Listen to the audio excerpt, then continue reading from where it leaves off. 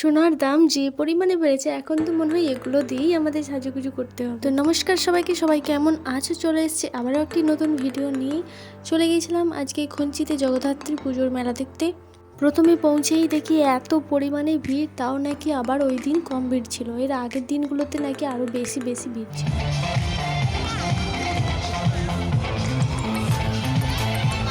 তো চলুন ভেতরে যাওয়া যাক আমার সঙ্গে, আপনারাও দেখুন কেমন সাজিয়েছে মণ্ডপটি। ওয়াও, অসাধারণ সুন্দর লাগছে, ব্যাপারটা বেশ রাজকীয় ব্যাপার রয়েছে।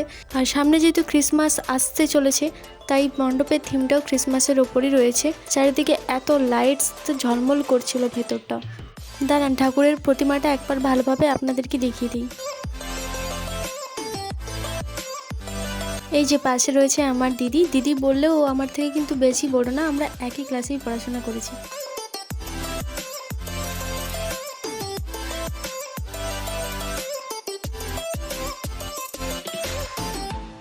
এখন চলে এসেছি মণ্ডপের বাইরে, তো চলুন এখন মেলাটা ঘুরে দেখি।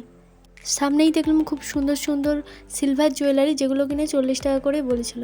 আজকের এখানে অনুষ্ঠানে আসার কথা রয়েছে ঋতুপর্ণা সেনগুপ্তের, কিন্তু আমরা তাড়াতাড়ি বাড়ি চলে যাব, অনুষ্ঠান দেখছি না। মেলার মধ্যে রয়েছে বিভিন্ন ধরনের খাবার দাবারের দোকান, যেমন প্রায় প্রতিটি মেলাতেই থাকে। ঝুমকোগুলো দেখুন এত সুন্দর সুন্দর, আমার যত মেয়ে বান্ধবীরা রয়েছে তাদের জন্য এই ভিডিওটি। এই যে রয়েছে জুতো, মেলা মানেই তো থাকবে কম দামে সুন্দর সুন্দর জুতো, এগুলো ছিল 100 টাকা করে। ঘোরাঘুরি শেষ করে আবারও কিছু খেয়ে বাড়ির পথে রওনা হলাম। ও হ্যাঁ, মেলা থেকে কি নিজের জন্য নিলাম সেগুলো তো শেয়ারই করা হলো না। বেশি কিছু না, নিজের জন্য শুধুমাত্র এইগুলোই নিয়েছি। বাই বাই সবাইকে, সবাই ভালো থাকুন, সুস্থ থাকুন, দেখা হচ্ছে আবার কোনো নেক্সট ভিডিওতে।